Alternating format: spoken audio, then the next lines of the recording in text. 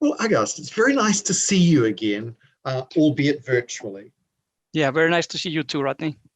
So how are things going in Iceland given the current pandemic situation?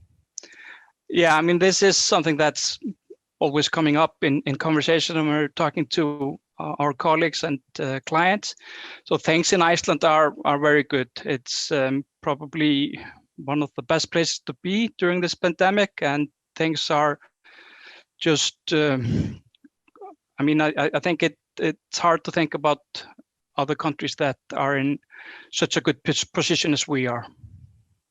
Well, good. Well, that's really good to hear. Now, you and I were talking about what clients are thinking about, what multinationals are thinking about as they invest in Iceland. What are, I don't know, 2 or 3 of the big topics you end up talking about the most? Yes, so recently the topics that keep coming up are, with the situation being as good as it is here in Iceland during this pandemic, we've seen a lot of Icelandic nationals that have been living abroad working for foreign multinationals. They have been wanting to sort of come back to Iceland, come back to the safety of their home country. And there are a number of questions that come up in relation to that. And that is their tax residency, what happens there. And for the companies they are working for, is there a permanent establishment or not? So that is something that we are discussing with a lot of sort of these Icelandic nationals moving back. But also what the Icelandic government has done, it has made immigration easier for individuals outside the EU.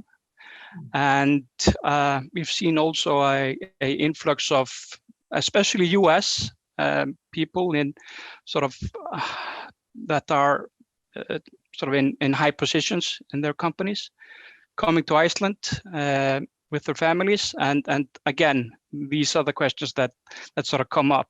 What happens to tax residency? What happens to sort of permanent establishment issues? That is sort of one of the things that we've been talking a lot during this pandemic. Some other issues that we've been discussing is that we had sort of some changes to our tax code mid last year, where we abolished the withholding tax on capital gains on the sale of Icelandic shares, and we also abolished the withholding tax on interest payments on certain bonds that are listed on a stock exchange within the EEA, EFTA, or the Faroe Islands. So the withholding tax was abolished, but the tax obligation was not. So that has created a lot of questions, especially for investors, banks, and investment funds that are situated in a country that does not have a tax treaty with Iceland that could potentially sort of reduce or eliminate taxation, and whereby a local party had withheld and submitted, and you needed nothing else to do in relation to taxes. But now you sort of really need to think about what are my obligations, what I need to do. So that is also something that we've been quite busy answering and discussing. Well, I can imagine, because that's an additional tax expense, right? And one thing we've learned throughout this whole pandemic time is that companies are very focused on cash management. And so anything that's unexpected in terms of withholding taxes or other sort of taxes is an unwelcome surprise in today's world. Exactly.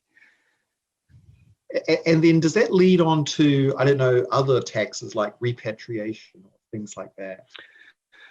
Yeah, so one maybe sort of a very nice thing that we've seen here in Iceland also is a very increased, I don't know what's like, or maybe appetite, you could say, by foreign investors in investing in Icelandic tech companies.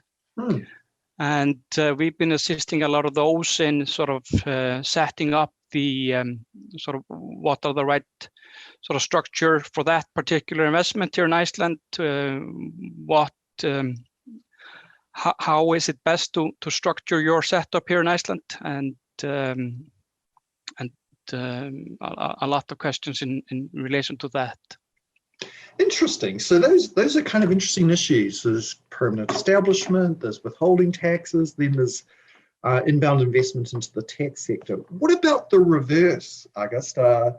Icelandic multinationals looking outward. What's going on there? Yeah, we actually have a number of multinationals, and we here at KPMG are fortunate enough to be assisting them. Maybe the number one issue that we've been assisting the clients with in recent months is COVID, and what reliefs are the different jurisdictions offering. And there, the sort of the KPMG network has been just phenomenal. Like the responsive time of the different jurisdictions, the sort of the materials that KPMG Global has been preparing, that has been just, I want to say, and I'm just quoting some of the clients, like phenomenal.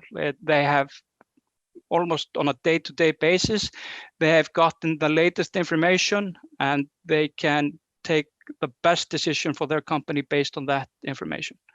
So yeah, that is sort of the, and probably for everybody else, been number one on the agenda. So very interesting, because I hear that around the world a lot. Just there's so much change in tax laws because of COVID, and so many reliefs. You know, just keeping on top of it is a big thing. Yeah. I mean, largely, I mean, how has DAC 6, you know, the European Union tax disclosure requirement, how has that impacted Icelandic multinationals? It's a very good question, Rodney. So Iceland is not a member of the EU, but of the EEA, the European Economic Area. So we don't have to implement the tax directives. So in Iceland currently, there is nothing similar to DAC 6. And these reporting requirements are something that we have to explain to our clients, the Icelandic-based multinationals, very clearly. And we need to have discussions with KPMG offices in the different jurisdictions where there have been transactions or something that falls onto the hallmarks of the DAC 6. And that has also been very challenging, because you're sort of, because we don't have it here, they have heard about it and they know about it, but sometimes they don't have a clear understanding on like how extensive it can be, and especially in some countries where things have gone sort of above and beyond, some might say, in the reporting requirements. And everybody wants to be compliant and do things as they're supposed to be. So there again, the KPMG network has also been really effective in sort of giving the best advice on evaluating whether something needs to be reported or not. And it has also been quite challenging for us to sort of assist the multinationals here. Well, I can only imagine that's keeping you super busy, Agust, because DAC 6 is a big thing. And so multinationals grappling with that, it's a question of technology, processes, and then just plain figuring out how to comply with rules in so many different countries all at once. It's got to be keeping you super busy. Yeah, for sure. Okay, well, look, thanks for your time, Agust. It's really good catching up with you, and it's good to hear just how well Iceland is continuing through the current pandemic challenges. I look forward to seeing you again in person just very, very soon. Thank you. Same to you, Rodney.